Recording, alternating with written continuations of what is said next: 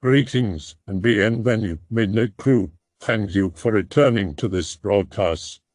And welcome to new viewers joining us for the first time. If you like a video, then feel free to subscribe. Hello, X. I have a story to share. I beg your indulgence on the preamble, but I want to get it all off my chest. Not quite a green text, but close enough, I hope. This takes place just over 10 years ago in rural West Virginia, tucked away in the Appalachian mountain range. I suppose that's what attracted my grandfather to the area. He and my grandmother were immigrants from Eastern Europe and proudly referred to themselves as mountain people. It always seemed a strange thing to me to be proud of, but it did make them tough. Tough enough to survive World War II and escape the USSR on bushcraft skills alone and maybe a bit of luck. The only thing of value they had besides the clothes on their backs was his cross.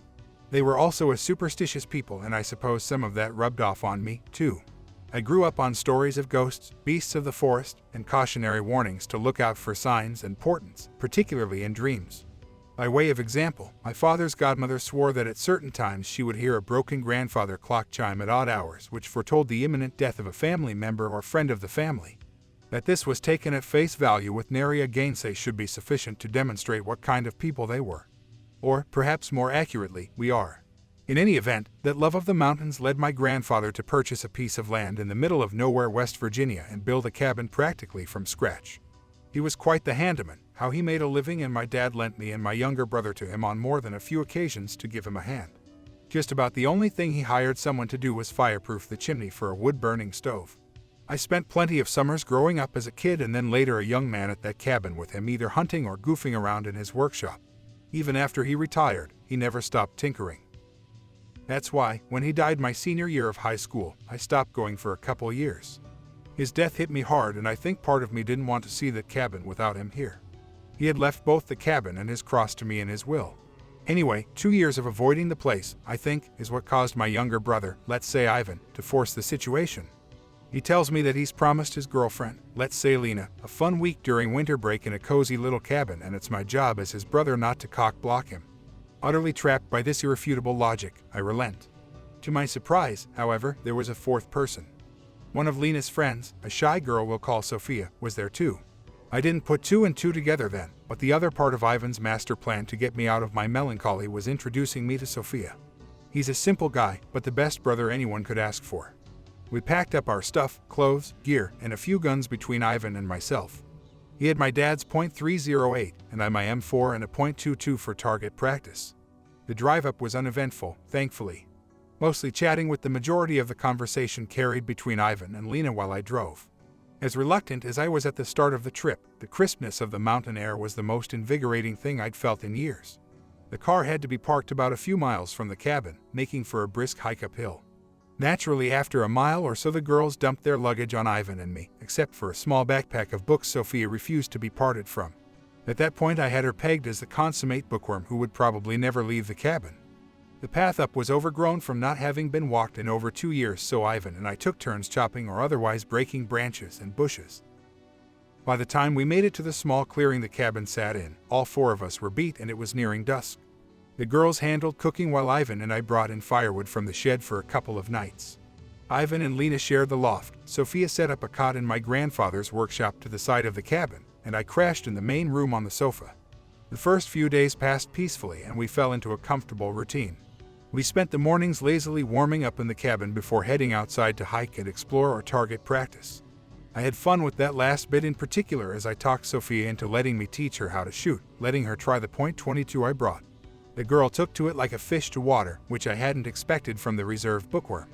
She kept asking me to set up targets further out, which I happily obliged. The evenings were a mix of board games, cards, and storytelling.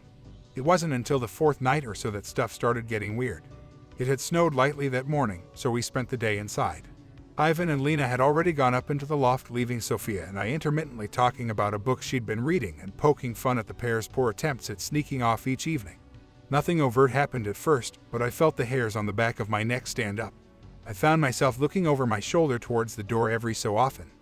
I don't know if Sophia picked up on my change in behavior or felt antsy herself, but she moved from her chair to sit next to me on the sofa and cast a few glances at the door herself. A startlingly loud crash at the door made both of us leap up, and Ivan cursed from the loft and poke his head over the railing to look down on us. What was that? He asked me, as Lena joined him at the railing, hair more than a little disheveled. No clue, I answered honestly. But I'll take a look. I quickly got over being startled and grabbed my M4 and headed for the door. In truth, I figured something like a deer or coyote had gotten lost or something and crashed into the cabin. I opened the door and swept my flashlight across the front steps. Sure enough, I saw large hoofprints in the snow and a meandering path around the general vicinity of the cabin. I was going to head right back inside when I noticed just how many tracks there were. Looking left and right, I saw the hoofprints that seemed to circle the cabin. It looked as though the deer had walked around the cabin at least 3 or 4 times before crashing into the door and leaving.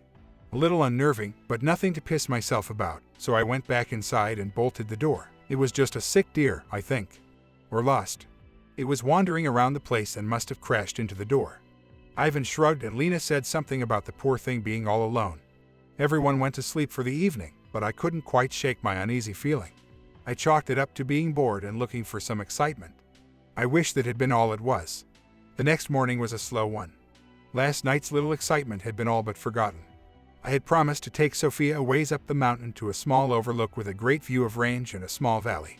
She packed some food for us both along with one of her books, which I teased her about, and we headed out, leaving Ivan and Lena behind to entertain themselves.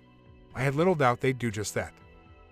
I was grateful the snow on the ground wasn't that deep, as I was keenly aware that Sophia was not typically the outdoorsy type. It didn't help that she stubbornly insisted on carrying the backpack so she could pull her own weight. Honestly, it was endearing. An hour or so later we reached the outcropping and I kicked snow off of one of the larger and flatter rocks until we had a place to sit. Lunch was had and we took in, what I will swear to, is the best damn view in the Appalachians. After a little bit, Sophia took out a book and began reading while I took in the surroundings. I lost track of time as that serene moment flowed on until the dull and numb ache of my lower extremities finally convinced me it was time to head back. It had been quiet before, but now that I was active again, I began to notice exactly how quiet it had become. I scanned the area but didn't notice anything out of the ordinary and tried to shrug it off. I was on edge on the way back. Each footfall in the snow sounded louder than I liked, and I stopped trying to hide my regular scanning of the area around us. I was certain we were being watched. That itch between my shoulder blades never left, and I caught Sophia looking around, too.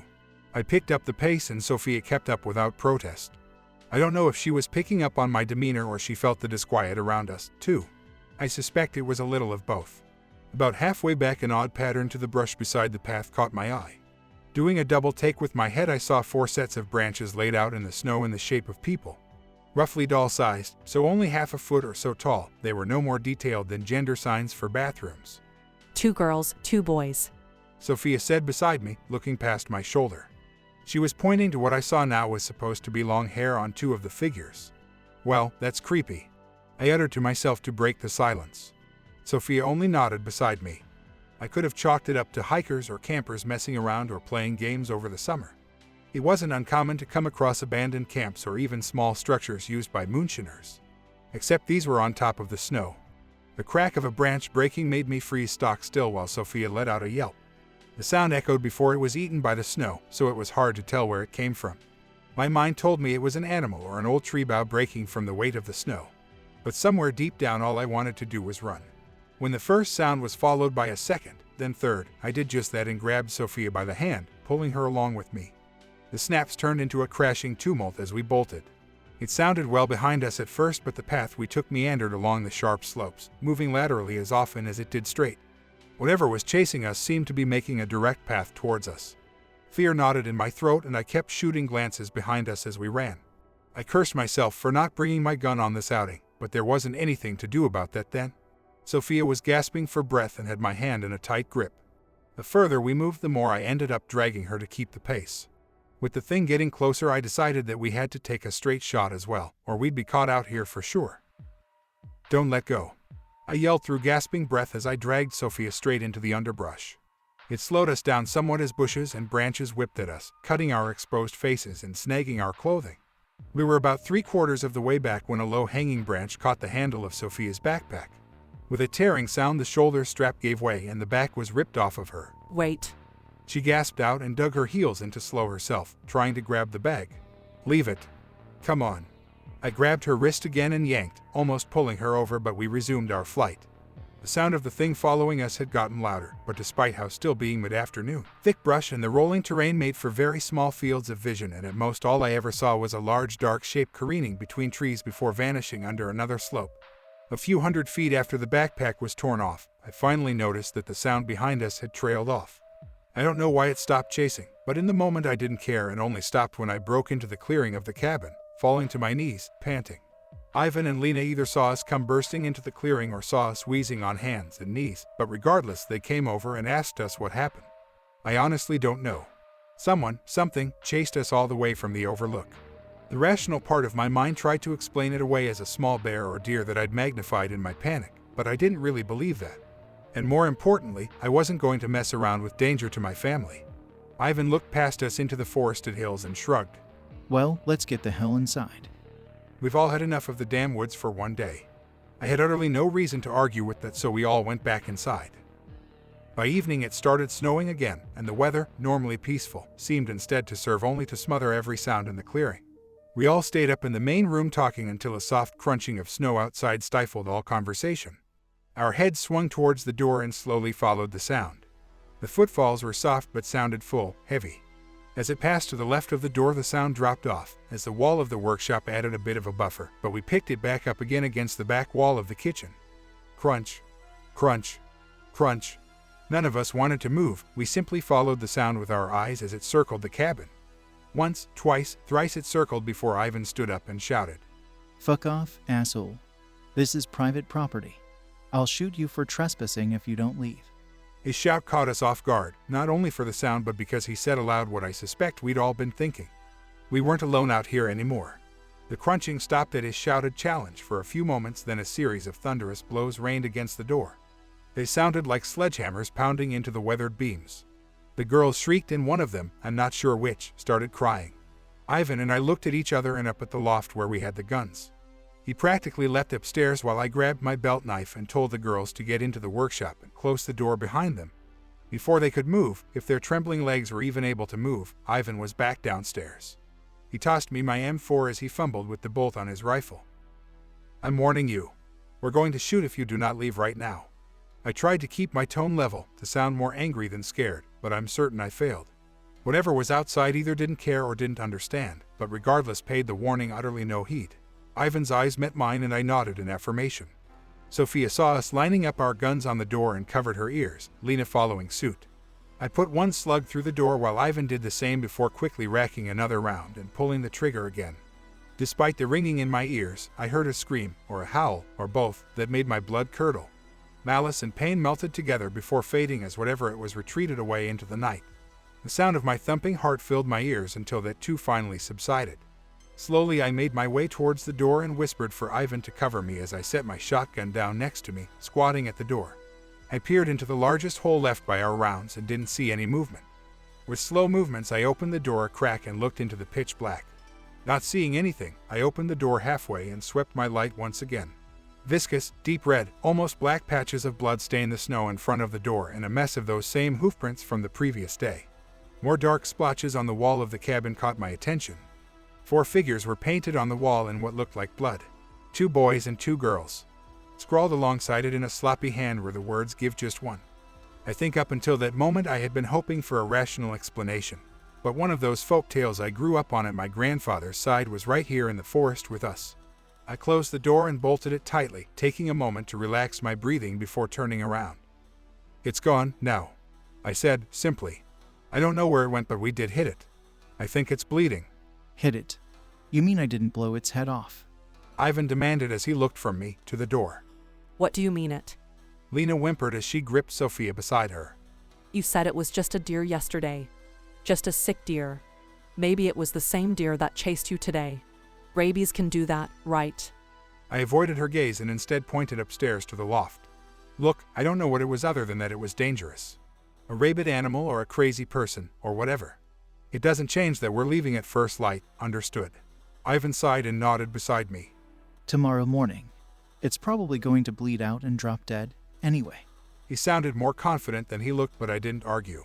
You girls go upstairs, Ivan and I will sleep in shifts to keep watch. I said and gave Lena a gentle push towards the stairs and motioned for Sophia to take her up. She flashed me a plaintive look, but went up with Lena. When the girls went upstairs, I motioned Ivan over to the door and told him what I had seen outside. Against my advice, he demanded to see it for himself. He stepped outside and a minute later came back looking more than a little pale. It's a psycho, man. We're out here with some axe-murdering hillbilly. I didn't feel like arguing the point that what I now felt with us on this mountain felt far crueler and darker than any meth-head woodsman. Ivan and I split the evening in half, with him sleeping first. I don't know if anyone was actually able to sleep, but the cabin was deathly quiet, regardless. I kept my M4 across my lap, the cool metal more than a little comforting. The only change outside was the wind eventually picking up. The front which had brought the most recent snow had arrived and started to clear the clouds overhead. A creak on the stairs made me jerk until I saw a sheepish Sophia creeping down the stairs. She sat on the sofa next to me and scooted closer. I took her hand in mine and squeezed as she trembled. Any other situation, I would have been thrilled to have such a pretty girl clinging to me in a cabin. Let me tell you, from personal experience, it's not worth it. Any pleasant daydreams about being the hero in some horror story and getting the girl are a far cry from what it feels like in the moment. It was because I felt wholly inadequate in that moment to actually protect her. Not even mentioning whether I could protect myself. Give just one, that thing had demanded. Offered. The more I thought about it, the more it sounded like a bargain being offered. Give just one of us. And then what? The other three would leave safely. I shook my head to clear the ugly thoughts and focused on the girl beside me. At least I wanted her to feel safe, even if I felt helpless to actually protect her. That much I was certain of. I reached into my shirt and pulled out my grandfather's cross. I held it out in front of us, the gold backlit gently by the glow from the wood-burning stove. This cross was my grandfather's. I whispered hoarsely. It's been in my family for 3 generations now. Him, my dad, and now me. I left out that technically it had jumped from my father straight to me, but details like that didn't seem important at the time. 3 generations it has kept us safe from war, the evils of man, and evils beyond man. I slipped the chain over her head and let the cross fall around her neck. She gave my hand a slight squeeze and leaned in close to kiss my cheek. Thank you, she whispered, and it was the sweetest 2 words I ever heard. I don't know exactly when she fell asleep, but at some point she was leaning against my shoulder. Ivan came down for his turn on watch, clearly not having slept himself. We exchanged wordless nods, and despite trying to keep my eyes open, I drifted off. While the night seemed to drag on, now that morning was here, it seemed like it came far too quickly. I was stiff and exhausted, but more than ready to get off that mountain. I was the last one awake, apparently. The girls were getting things packed while I looked around for Ivan. In response to my unasked question, Lena pointed towards the door. He's outside taking a look around. I nodded thanks and grabbed my M4, heading out onto the porch. Cold wind cut at my face as I looked around. In the dawn light, the dried blood painted on the cabin was no less unnerving, and I dreaded the girl's reaction to it. My eyes fell on the words again and gave just one, and bile rose in my throat.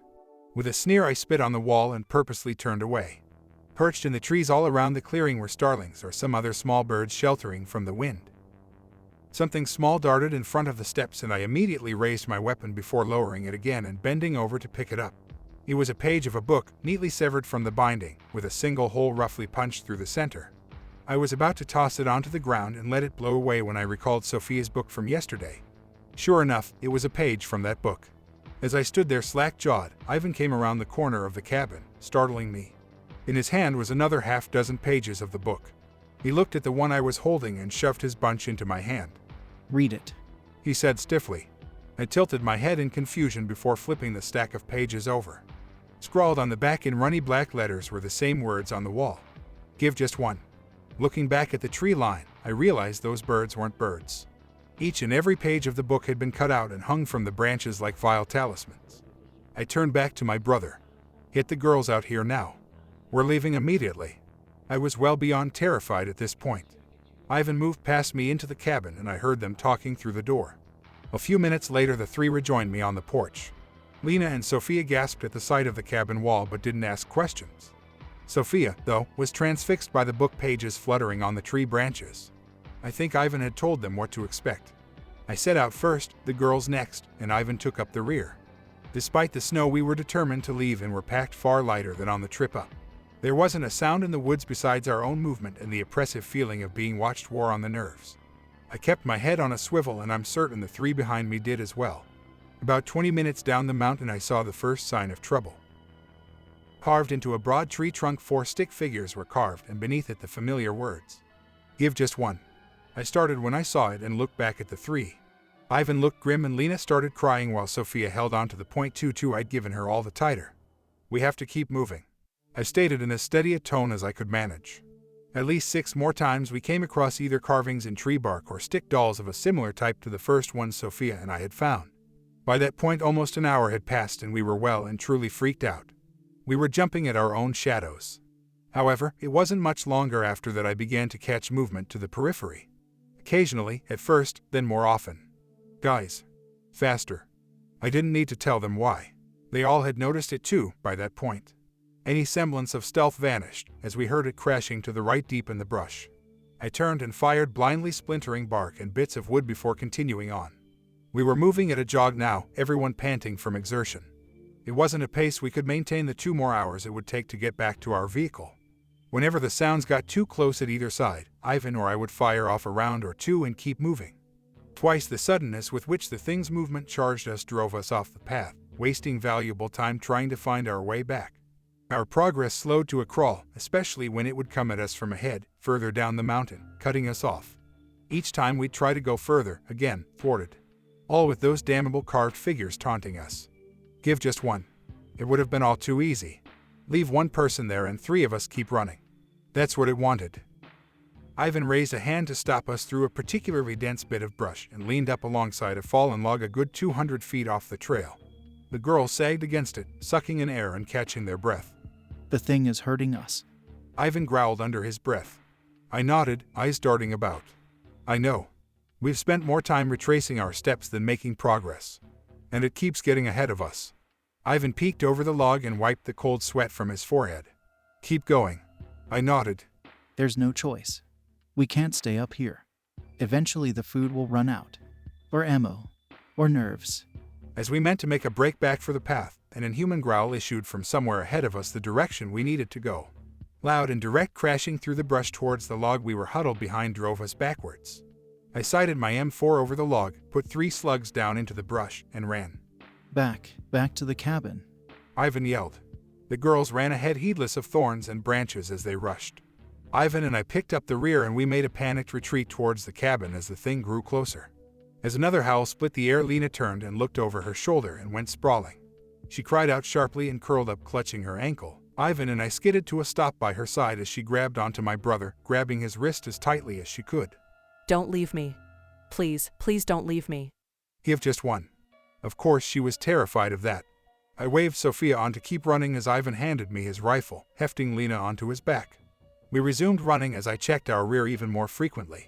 After a few minutes, however, it became clear that the thing had ceased following us. Is it gone? Ivan asked tentatively, slowing his pace just enough so he didn't keel over. I shook my head. No, we're just going back where it wants us to. Ivan clenched his jaw and looked stiffly ahead but made no protest.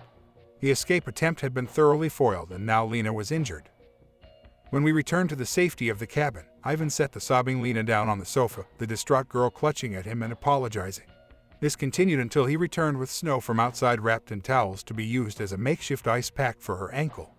Thankfully, it was only sprained, not broken. Ejected and feeling trapped, the 4 of us sat in near total silence for several hours. I decided to break the silence, if for no other reason than needing to hear a human voice. We'll have to try again once Lena's ankle is better. We have food and firewood for at least a week, maybe more if we stretch it. But we cannot stay holed up here, and giving it what it wants is not an option. Agreed. My brother snorted to himself and flashed a half grin.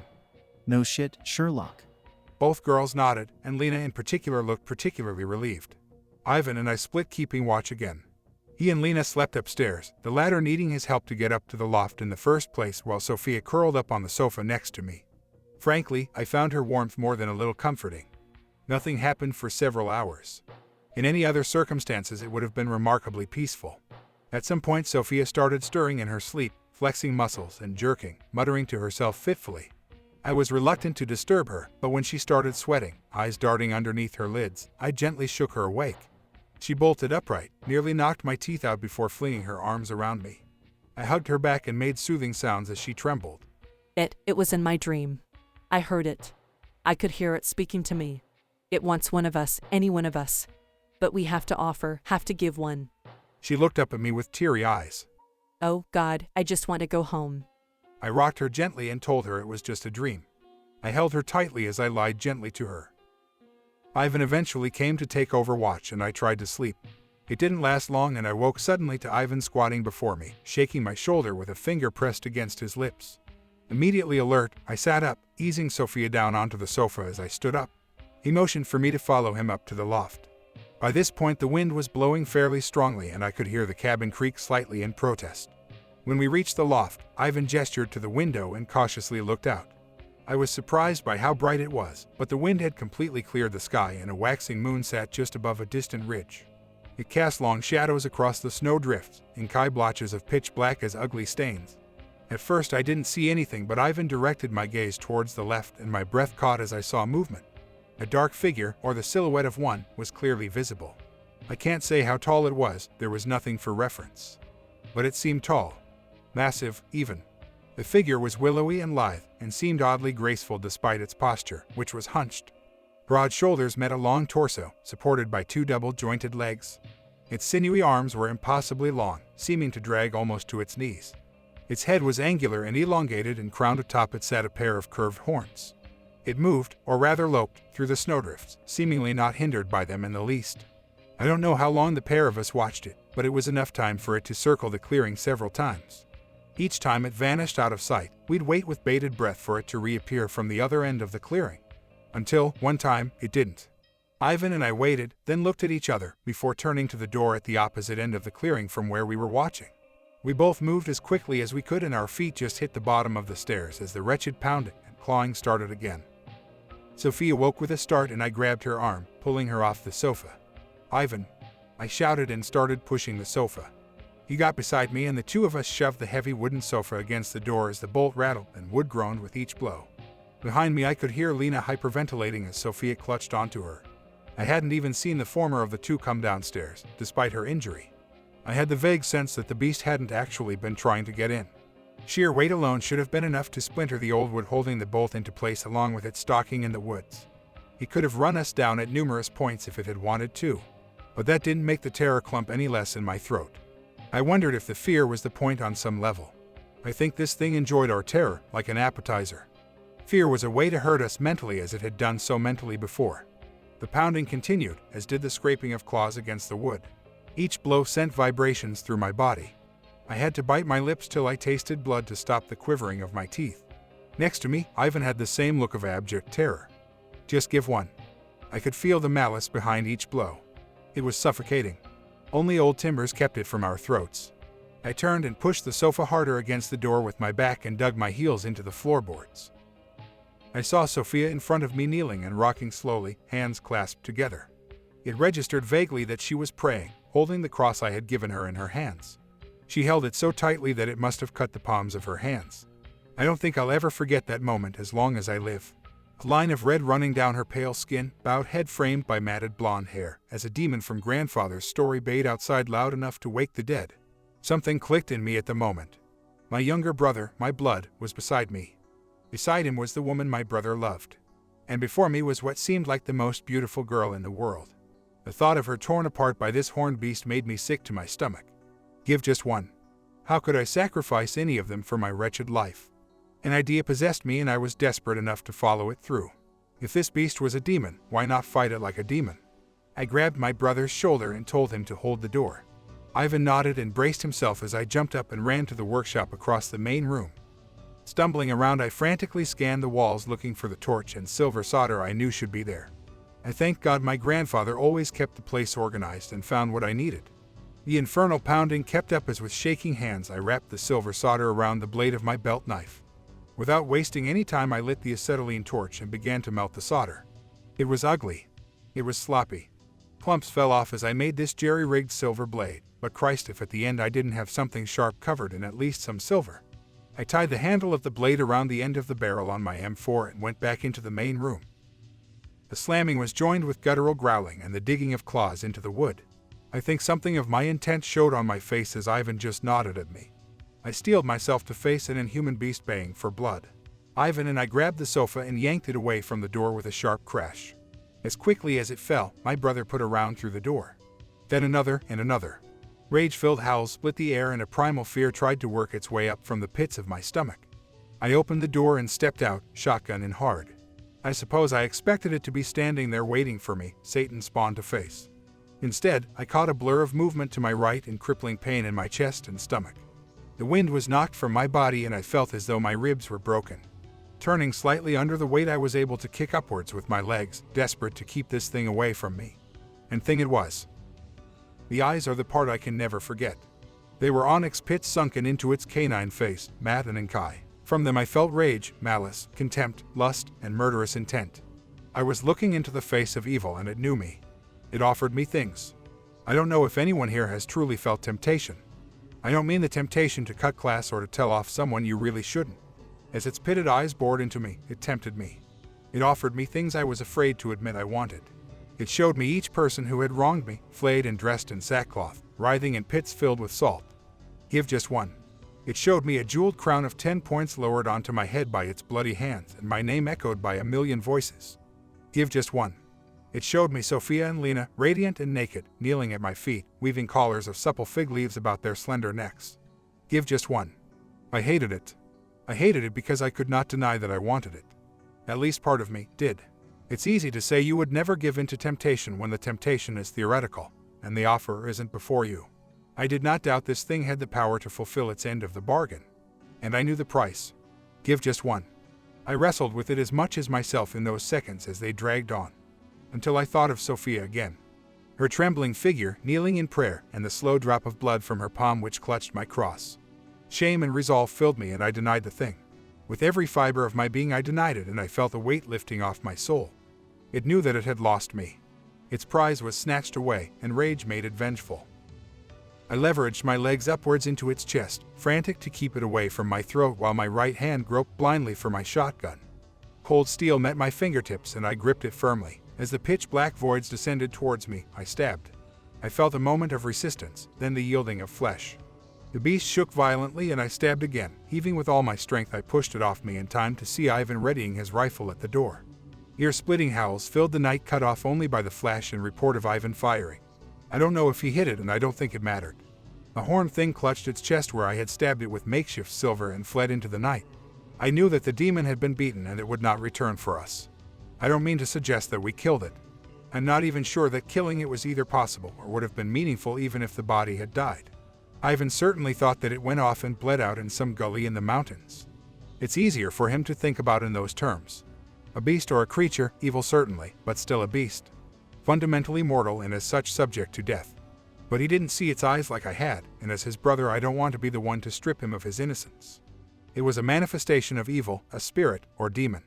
It inhabited flesh but it was not of the flesh. Such things are meant to be resisted, not destroyed. At least that's what I've come to believe. As for the four of us, we're doing well. Lena is now my sister-in-law and I have 2 wonderful nieces. As for Sophia, she never did give back my cross. She refused to part with it for anyone but the 4th generation of my family. So, I had little choice but to marry her, of course. Our son has it now. Someday when my nieces and my children are older I'll tell them this story, too. They already hear the ones my grandfather told me. Lena rolls her eyes and tells me not to scare her daughters. But no one, not Lena, Ivan, or Sophia ever actually tell me to stop. They know children need to learn that evil is real. God bless you all and keep you. May you never forget it either. And that, X, is my story. I hope that you enjoyed tonight's broadcast. If you enjoyed tonight's story, then please subscribe to the channel as more green texts will appear daily. A new broadcast will appear when the clock strikes midnight Central Time.